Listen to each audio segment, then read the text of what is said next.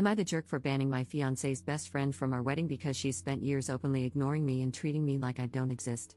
Posted by u/xerclex33. My fiancé and I have been together for just under 6 years, dated for 3, engaged for 2.5. Our relationship is great overall, our friends and family all get along well with each other, with no issues at all. Except for one of my partner's best friends.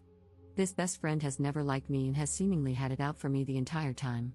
She basically ignores my existence and refuses to speak to me or even be cordial. However, as soon as she sees my partner, she yells and hugs him, saying, "Hey, best friend," while completely ignoring me, even though I'm standing right next to him. I told him how it made me feel, but at first, it went unaddressed 2 or 3 more times because he needed proof to ensure there was an issue. After the proof was undeniable, he spoke to her about it, and she got a little better, but only around groups of people, and only twice. She claimed she didn't have a problem with me, so he felt I was the only one seeing an issue and suggested I approach her and talk it out. I told him I wasn't going to do that because she isn't my friend, he needs to handle it. A couple of weeks ago, we attended a mutual friend's party. I attempted to make eye contact and say hello 2 or 3 times, but she avoided me and refused to look at me the entire time. My fiancé noticed because it was so blatant. I don't want her respect, don't need her to like me, and honestly don't want her around at all. I just want her to show basic human decency. This situation has made me rethink my relationship and consider ending it because I feel my fiancé is in the wrong for continuing to engage with her after seeing how she completely disregards me. I believe that now, and especially after marriage, we're supposed to be a unit, and I wouldn't tolerate this behavior from a friend. I've been feeling like a jerk because we spent most of a nice, drunken evening arguing about this, and I told him she can't come to our wedding. I refuse to have someone who can't stand me near me on that day. Am I wrong for telling my fiancé she can't come to our wedding? Relevant comments. Commenter. I'm surprised that you decided to marry someone who allows such behavior toward you. Ops response. I don't want to ruin what has otherwise been the healthiest and best relationship in my life, but I've been thinking about it hard, because where are the boundaries? Commenter. She is not distant with you, she pretends that you don't exist. A good partner wouldn't keep her as a friend. Moreover, most people don't face such dilemmas once they're done with high school. And why is that? Usually, when someone doesn't like a friend's significant other very much, they try to befriend the significant other anyway because they're afraid of losing their friend.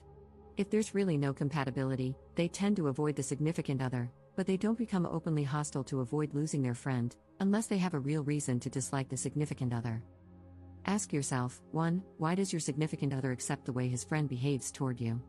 And 2. Why does she think she can increase the hostility she displays toward you over time? I guess she assumes there will be no consequences, or she thinks she is his number 1. Ops response. True, I think she believes she's his number 1 and that he'd choose her if it came to the wire.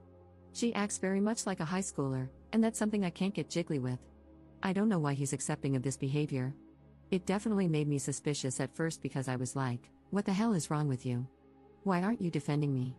But, to be honest, he is non-confrontational, avoids any type of conflict, and tends to make excuses for everyone. Commenter 2. Not the jerk for not allowing the BFF to come to the wedding, but you are the jerk for still wanting to marry the guy. Your man doesn't respect you, or he would have put his foot down with the BFF after seeing how she continued to disrespect you, even after he said something to her. Do you honestly think that not inviting her to the wedding will change anything? She's still going to be a pain in the rear after you get married. Then there will be more hoops to jump through when you end up divorcing because of her. Ops response.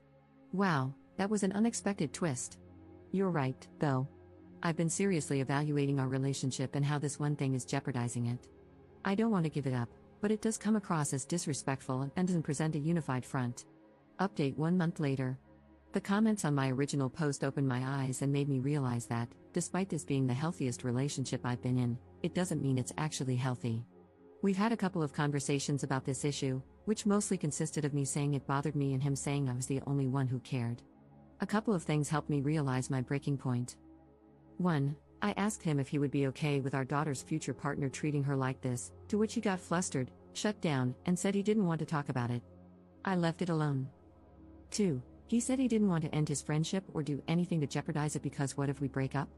This made me realize he would not protect me as his wife, just as he didn't as his girlfriend. The final straw was when I expressed how much it bothered me that he wanted me to blow this off since we, meaning me and the best friend, only see each other 4 to 6 times a year, and he said, directly quoted because this is burned into my brain, I know the way she treats you is garbage, but you're allowing one person to dictate our relationship. It could be worse. She could be more active. There are worse ways to meddle. People text and lie and do all that to break relationships up. The first line broke my heart and told me all I needed to know. I had to get through a couple more months of pre-planned and paid-for social engagements, but I closed the curtain on any chance of healing this relationship the moment those words left his mouth. Thank you everyone for the advice, common sense, knocking me upside my head, and sharing similar experiences and outcomes.